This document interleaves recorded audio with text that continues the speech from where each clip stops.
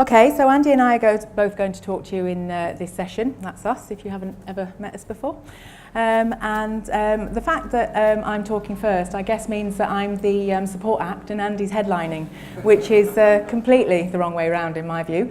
But anyway, it is what it is. And while Keith has done a little bit of a job to warm up the crowd, I think it's my job to warm the crowd up for Andy now. So please be receptive for warmth. Okay. Okay, so the last time I stood up here, I told you about Surpass being 10 years old, and I talked about how much we'd grown as an organisation. I could do the same again this year, to be honest, because it's been much the same. We've achieved growth again in all areas. We've increased our revenues, our staff numbers, our number of tests. In fact, we reached 20 million tests this year. In fact, some of you will have received cakes. Yay, hope you all enjoyed them. The breadth of our product has grown, the number of test centres in our network, it's a great story. And our strategy is for continued growth, both in the UK and in the US. And everything we do is aimed at that. But when we were reflecting on what we've achieved over the last 12 months, it struck us more that our greatest successes have been when we've been working within the Surpass community. Collaborating together to address challenges, implement changes and realise benefits. So that's what I wanted to talk to you about today. Andy and I wanted to share some stories about when we've been working together with you guys and the exciting things that we've done. Okay, so a lot of the things that we've had the privilege to work with you on this year have meant that we've been able to achieve our mission, which is to significantly improve the assessment experience for everybody. The first story I'm going to talk about is our journey in providing online invigilation services.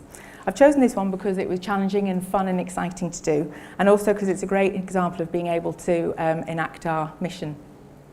As a side note, implementing this service meant I needed to learn how to spell the word invigilating, which I was never able to do. In fact, I used to do it so badly that not even the spell check could work out what the hell it was I was writing. So top tip for anyone that doesn't know how to do it is invigilating. That's how you do it. So anyway, ACT, the Association of Corporate Treasurers, they were experiencing issues with their service delivery from their previous supplier, and they felt that their candidates were unable to take a stress-free, have a stress-free exam experience. So they contracted with us to provide our their assessment system and to provide their services, online invigilation services. The ACT deliver worldwide, and they wanted to give the candidates the flexibility to be able to take their tests either at home or in the workplace.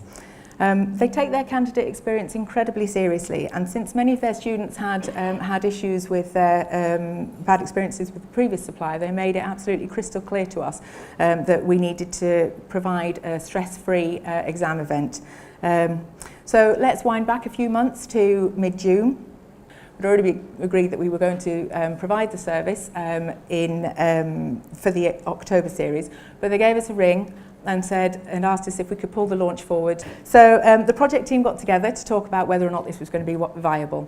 So I just remember sitting in the meeting room with the team and realising that we had 14 working days to pull together a brand new service, to implement it and to make it work. I think it's fair to say the look on everyone's faces was a bit like rabbits caught in headlights. So we had to be realistic about what we could achieve. There was no way that we could do everything in the timescales that we had, and compromises had to be made. And ACT were really pragmatic and open to the suggestions that we had. The biggest compromise of all was the fact that we weren't going to be able to do live invigilation. There was absolutely no way that we were going to be able to recruit and train the 50-odd invigilators that we were going to need to be able to do it. I know we're good, but we're not miracle makers. So what we did instead was we offered them a record and review service.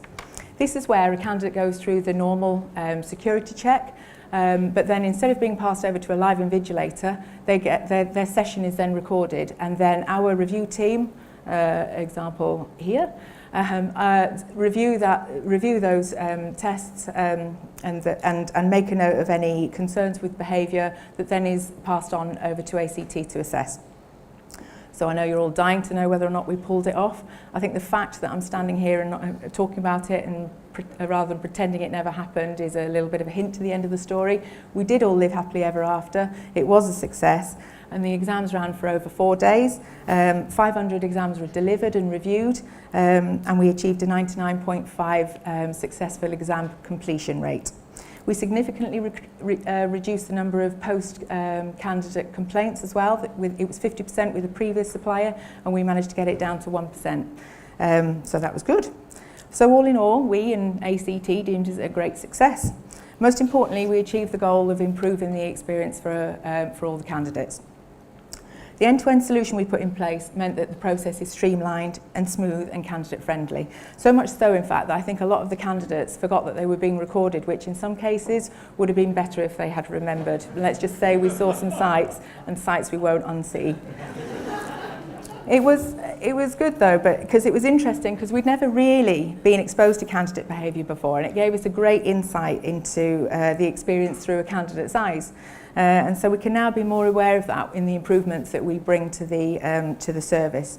And it's really a good example of everybody pulling together, all hands on deck, as it were. Good in these surroundings to be able to say that.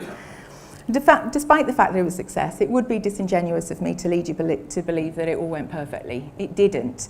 Things went wrong, unexpected issues occurred, and we had to think on our feet a lot. But we learnt loads from doing it, and that all helped us to refine and improve the service for the October series, which are actually happening as I stand here today.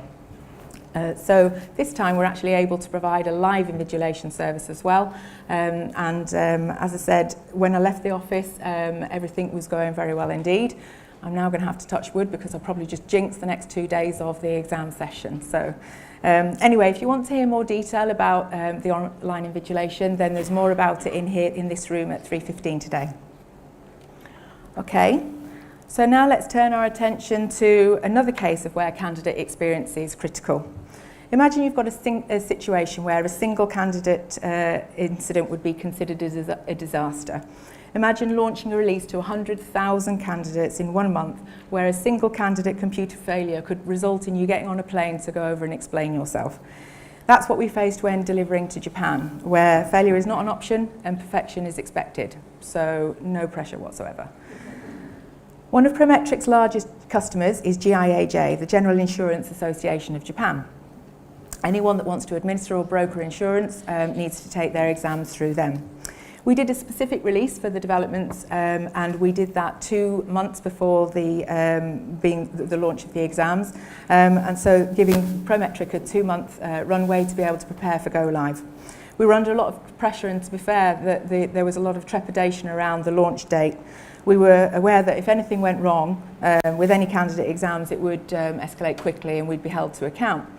So we tried to mitigate against that, and we set up 24-hour support to be able to be there for Prometric. And we also sent over our head of service delivery and our head of development to Japan for the first 2 weeks of the exams.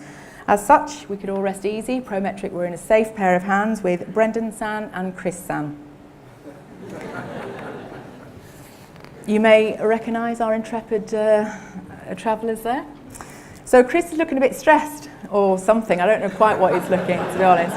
But he's looking a bit stressed. I think it was the constant pressure of sitting in the war room that Prometric set up, just waiting to hear if there was anything, if there were any candidate incidents that needed to be dealt with.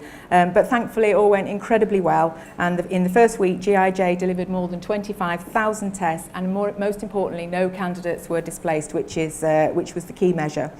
So during July and August, 300,000 tests have been delivered, and those high volumes continue now. So another great example of working hand in hand with our customers to help them achieve their challenges and reach their goals. Okay, now let's move on to a completely different candidate, primary and secondary school children.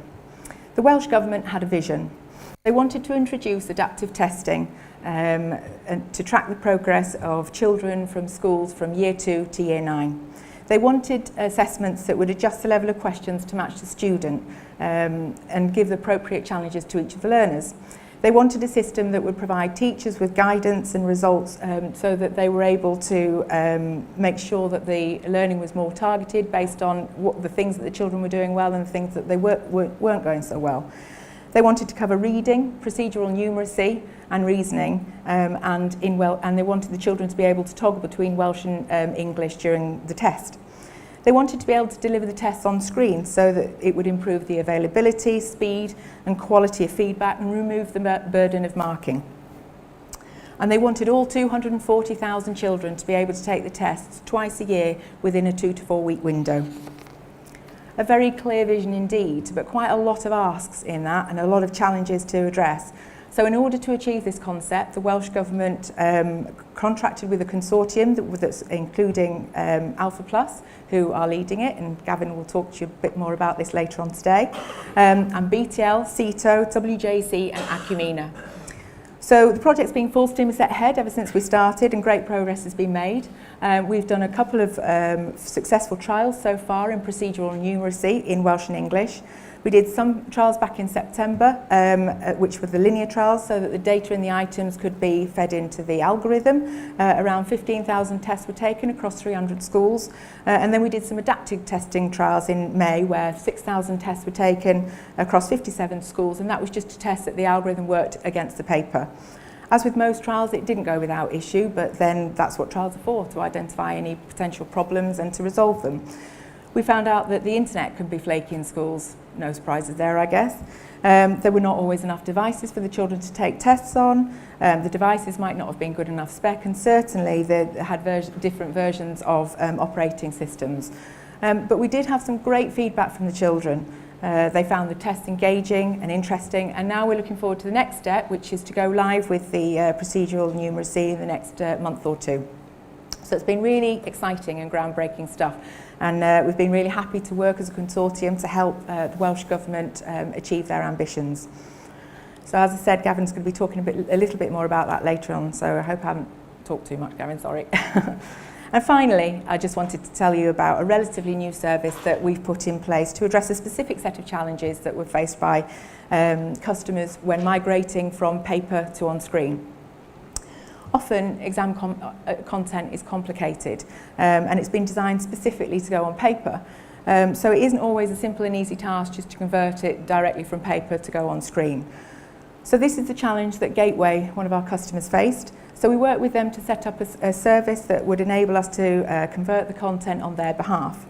Doing the conversion for Gateway meant that they didn't have to learn the skills of creating content online, and they were able to use our in-house experts who would be able to use Surpass most efficiently, who would be able to identify the best questions to use and the best way of presenting those questions.